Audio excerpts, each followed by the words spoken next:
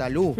Está Jorge Polanco en comunicación telefónica con nosotros para hablar de las especificidades de este tipo de avionetas. Gracias, Jorge, por esta comunicación con Turno Mañana. ¿Esta avioneta qué características tiene? Buen día. Buen día, Violeta, ¿cómo estás? Un gusto. ¿Cómo Igualmente. están ustedes? Bien, nosotros bien. ¿Qué características tiene? ¿Es una avioneta que puede pertenecer a quién? Bueno, a ver, lo primero que tenemos que decir es que la palabra avioneta la usamos nosotros solos, ¿eh? Lo digo para que empecemos a cambiarlo eso. Es un avión de reducido porte o un avión pequeño. Es un avión que en cualquier parte del mundo, Cessna tiene un valor de aproximadamente $150.000. Pero todo lo que pueda transportar dentro seguramente va a superar el $1.000.000, o sea que no les interesa perderlo o quedar capotado. El avión está lo que se llamaría volcado, pero en realidad la palabra es capotado.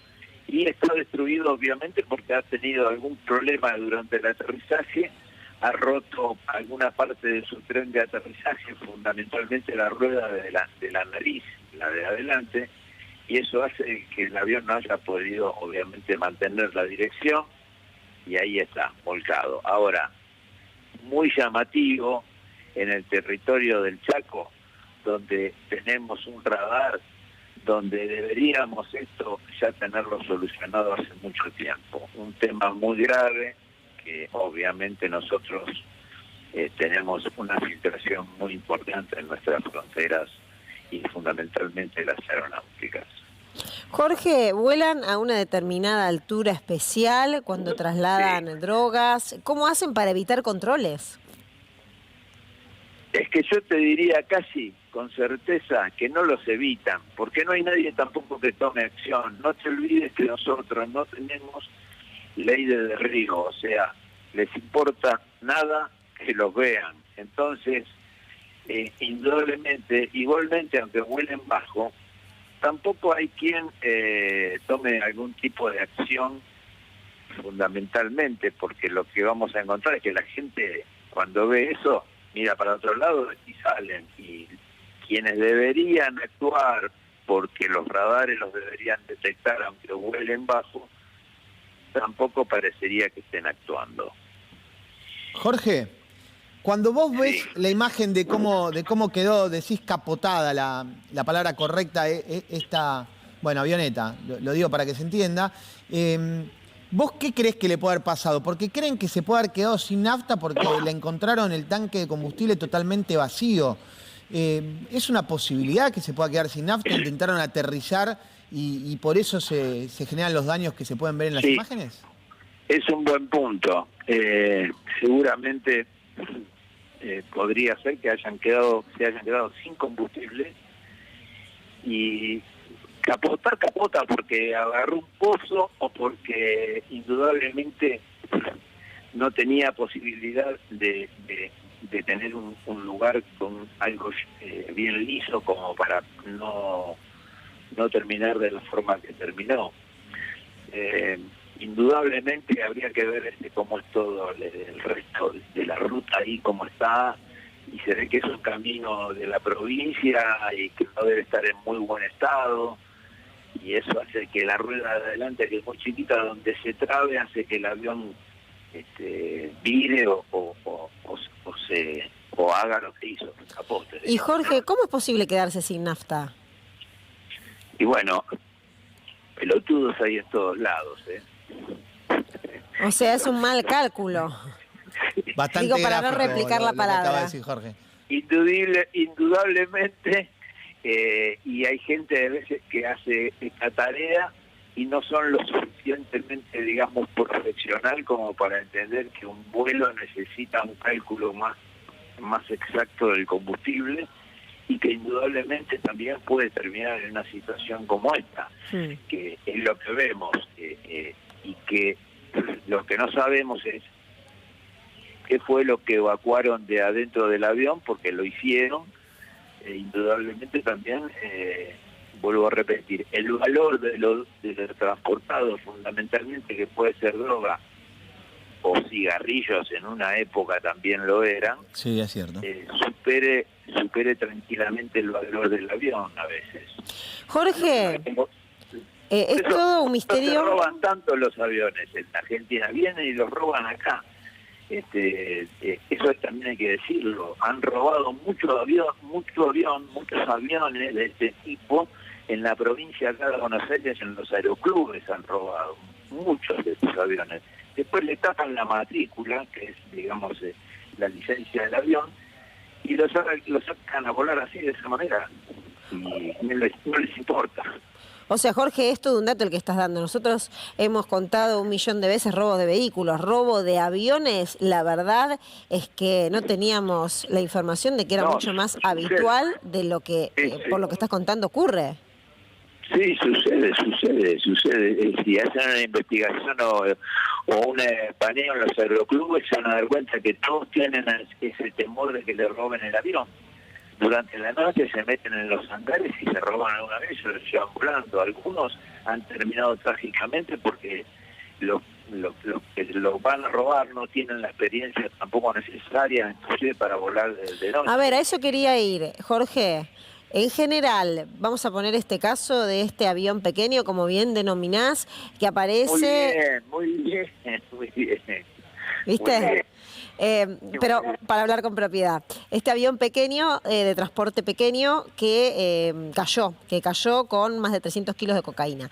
En general, los que manejan esos aviones, ¿son contratados? ¿Es personal experto? ¿Es personal amenazado? ¿Es parte de la organización? No, son parte de la organización porque un vuelo de eso lo pagan muchísimo dinero. Ese avión tiene matrícula boliviana y lo que sí podemos ver es que indudablemente era un Centurión, un avión Centurión. Ese avión vale $150.000, pero la droga que transportaban superaría el $1.500.000 si era cocaína. Jorge, ¿cuánto puede cargar? ¿Cuánto peso puede cargar un avión pequeño? Y ese avión puede llevar hasta casi 600, 700 kilos. Y estamos calculando, mira, hagamos la cuenta en vivo. Tenemos 324 kilos que fueron encontrados, más el peso de los dos tripulantes. Vamos a suponer 80 kilos, 70 kilos cada uno, 140 kilos.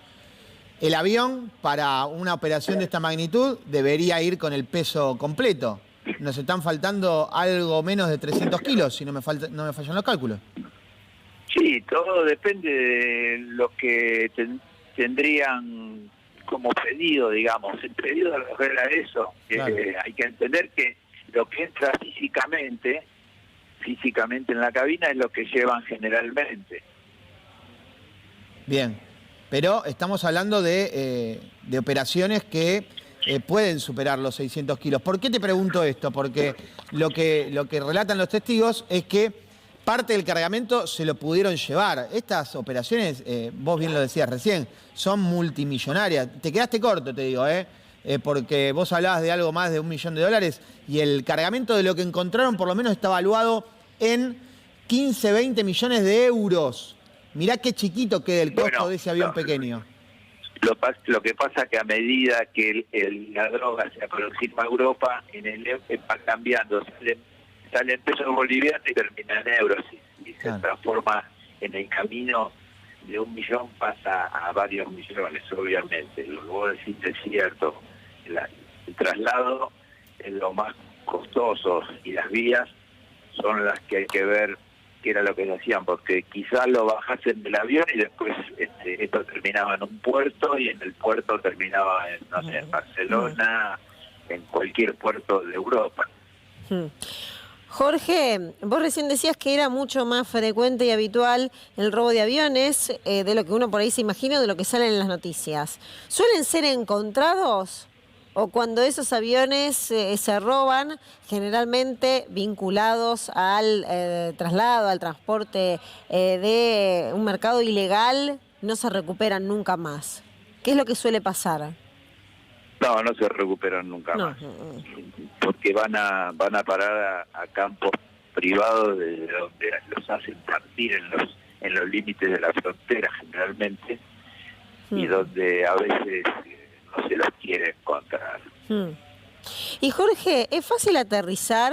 Vamos a pensar que el que manejaba ese avión pequeño era una persona con experiencia, porque semejante organización, semejante traslado, semejante negocio, es difícil imaginar que sea un improvisado, porque pone en riesgo toda la operación. ¿Es fácil aterrizar en otro lugar que no sea el de destino, en una especie de aterrizaje inesperado, imprevisto como fue este? No es fácil, pero tampoco es imposible ni difícil. Volar u operar un avión de este porte a veces facilita que uno pueda aterrizar en un campo no preparado, lo que se llama no preparado, que esto sería una ruta. Eventualmente lo hacen en eso, en lugares, en rutas que estén, digamos, en buena condición. Lo que nunca está es el imprevisto, que puede ser, como en este caso, que se le rompa una rueda de la nariz, que es lo que se ve ahí, que le falta aparentemente, y que eso produjo de que el avión capote. No hay otra explicación, pero se hace así, Jorge. La técnica es esa, es operar en rutas que a veces nos esperan ahí con algunas camionetas, claro, y evacúan todo el contrabando. Jorge, y en el caso de que la operación tuviera como destino que esos panes de cocaína fueran arrojados, porque generalmente no aterrizan, generalmente lo que hacen es tiran el cargamento. Es una operación también riesgosa, porque entiendo, vos hablas de un avión pequeño, que cuando vos lo llevás muy cargado, en la medida que le vas liberando ese peso, esas operaciones también resultan de algún tipo de riesgo. En ese caso te diría que prácticamente no es una operatoria normal. Generalmente aterrizan, ni siquiera paran el motor, tiran todo al costado y vuelven a despegar. O sea, lo hacen toda una operación tipo comando y de rápida resolución. Porque ha pasado de aviones que han parado el motor y después no lo pueden volver a arrancar, o algún tema de eso los complica. Entonces, ni siquiera paran los motores, tiran la mercadería, todo, abren la puerta, porque tirarla en vuelo significa que la verdad que se les desparrama muchísimo, y es muy complicado que la puedan después recoger. Entonces hacen eso, se aseguran un lugar para aterrizar, tirar sin parar el motor y volver a salir inmediatamente. Todo es una operación tipo comando. Jorge, recién hacías referencia al tamaño. Cuando uno dice un avión pequeño, para contabilizarlo, para vincularlo con cantidad de personas, ¿cuántas personas entrarían en ese avión? En ese avión pueden volar 6 personas. 6. O sea, el tripulante, su compañero y 4 más. Y 5 más. Y 5 más. Sí, 5 más.